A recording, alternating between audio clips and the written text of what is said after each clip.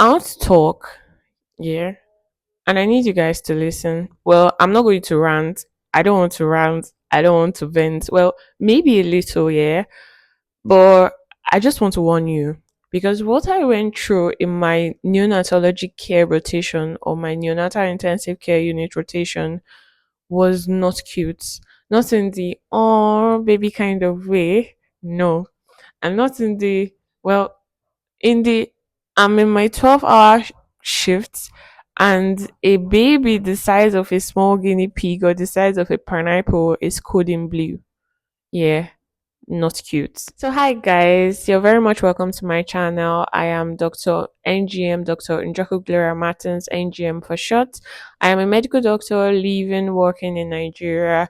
I am currently doing my housemanship, that is internship, currently in my 20th week out of a 52 weeks housemanship. And I make YouTube videos. I have made tons of videos to help medical students navigate the challenges of medical school, and I have also shared the experiences of other medical doctors in Nigeria through my interviews and other videos I make. So do well to check out my channel, like and subscribe, and leave any questions you have, comments in the comment sections.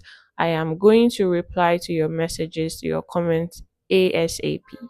Today we are going to be talking about something that or a part of my rotation that literally tested me. I wouldn't say tested me, that literally broke me. And that is neonatology care unit rotation or neonatal intensive care unit rotation. I know you might ask, what even is neonatology? Now, neonatology is the care of sick preterm babies or sick neonates. That's children that are 0 to 28 days of life. Yeah, and we help them survive or to stay alive until they're able to survive in the real world. In neonatology, children or babies are like the size of a small pig, the size of a small pineapple, but their vitals, their signs can change in minutes. And neonatology sounds meaningful and beautiful, yeah, until you're in your 12-hour shift and you've lost four babies within the first 6 hours and you haven't had any rest and one other child in the incubator is coding blue. The one of neonatology rotation, you just recently got orientation from the people leaving neonatology care units, and the orientation goes like this. So this is how to do RBS. This is where you puncture the child, don't puncture on the hand. This is the books for RBS. Good luck, take care, bye. That's literally the orientation we were given when we first came to neonatology care unit, and it wasn't helpful at all. So within the first 4 hours of your rounds in neonatology, of my rounds in neonatology, we're still in the first patient. The doctor or the consultant is trying to teach other students here, and you're still in your first patient. You have like 8 more to go.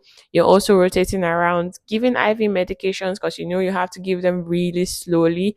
Like some IV medications, like aminophyllin, like phenobarbital and co, and another patient in another incubator, the oxygen monitor is literally flatlining, and you should panic but you can't panic here, so you literally have to run to the monitor and see what's up, see what's going on. And all of this, in between all of this, you still have to provide the vital signs of each of these patients to your consultants while the rounds are going on. Day two of neonatology care rotation, I attempt to set an IV access. So while I attempt to set an IV access, I wasn't successful.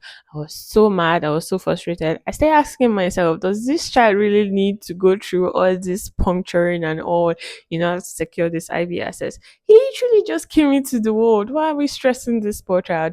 But that IV access alone can be able to save the child, but you were not able to secure it. So you're sad, you're mad at yourself, no time to even cry in the call room. You rush to call your senior to set the IV access. Bam, and the IV access is set.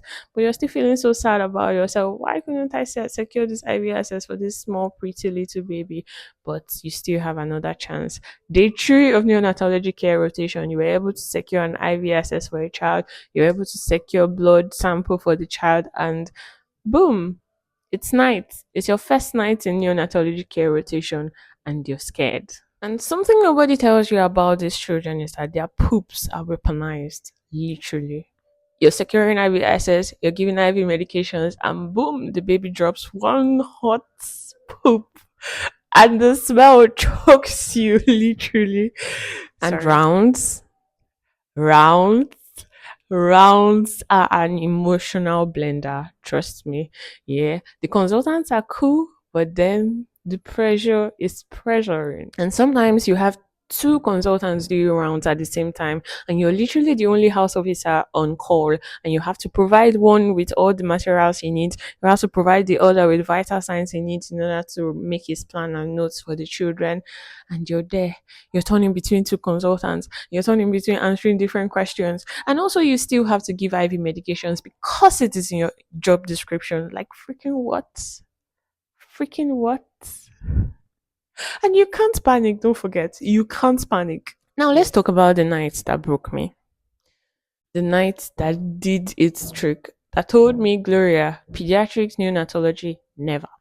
So I start around 4 p.m. I start work night shift around 4 p.m. I gingerly, with my very correctly ironed scrub, I go into the NICU, yeah, outborn. Apparently, we have two places. We have inborn, we have outborn. We have inborn special care units, we have outborn special care units.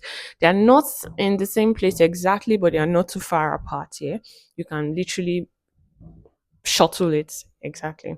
So I get into the outborn place. I see a patient being resuscitated. My chief yells at me, "Come, resuscitate this child with me." So we're taking turns resuscitating this child. And I get a call because apparently you're the house officer on call, you're the first on call in Nico. You get a phone call, you have to go to inborn to resuscitate another child, and the nurses start the resuscitation over there. And you're told, oh, God, we have two children we are really resuscitating at this time. And some hours go by, and you lose that patient. You lose the other two in inborn. Yeah, that's two patients within the first 4 hours. Then within your call again, within my first this is my experience literally within my first night shift in Nico, I get another call that there's another patient that needs resuscitation. The child is gapsing literally, and you go there, you start resuscitating, you call your chiefs about it, and they all gather, we take turns at resuscitating the child, and still the child packs, the child dies. So you have three deaths within the first few hours of your night rotation, and you still have IV medications to give. There is no time to process whatever it is that happened. Literally, nothing happened. You have to continue with your job. Yeah. You have to go ahead like nothing happened. You have IV medications to give. You have the parents of these children to run around to look for them in order for them to provide what it is you need in order to take care of these children. You have to secure blood samples for investigations. You have to give these medications and give them really slowly. Yeah, because they are preterms, they are newborns, and these drugs can be literally toxic if pushed really fast. So you're almost at the end of your night shift. You haven't eaten. I don't know why I keep saying you. I haven't eaten. I haven't sat down. Yes, I haven't taken water. I have lost three children and no time to feel, literally. I had freaking no time to feel. I remember coming into the core room that particular day with the little time I had, just sitting there and taking it all in, literally.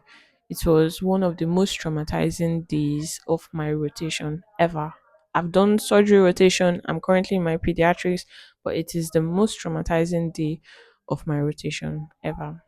So let me be honest, let me be brutally honest. Pediatric neonatology, I highly do not recommend. Not unless you're built for it. Your soul, I mean, is built for it because you need titanium hearts.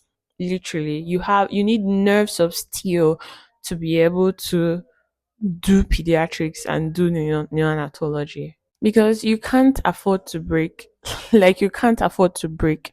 And there's usually this fine line between being all titanium and woman of steel ish and losing your empathy. There's usually this fine line, and you shouldn't cross it, because I know that crossing that line has produced a lot of doctors that are so toxic, that are so malignant, that has literally no single empathy for human life. This rotation literally had me questioning my sanity, my choices, like every single choice I had ever made up to the point of becoming a medical doctor, my everything literally. But then there was this moment that felt like a ray of sunshine, literally. This one moment that almost got my heart into neonatology. Don't get me wrong, I love neonatology. I love pediatrics while I was in school. For Christ's sake, I even got a distinction in pediatrics. So I loved it. I loved going for the rotation and all of that. But practicing it, man, is a different ball game. This particular moment almost got my heart. So there was this child that had been in the ward, that had been in outbound, that had been under our care for quite a long time.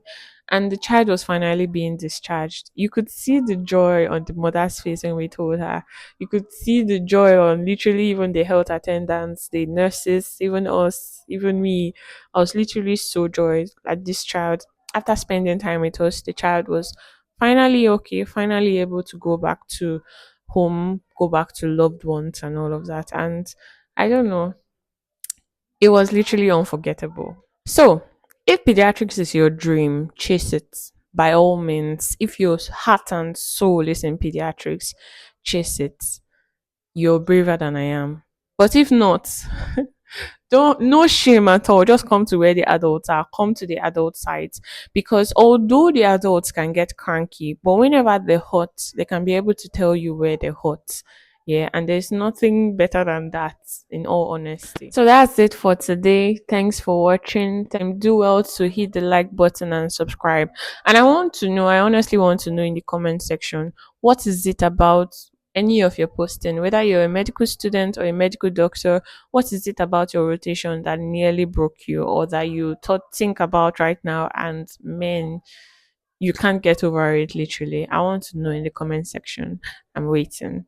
So do well to hit the like button, subscribe to my channel for more brutally honest takes on medical life, literally.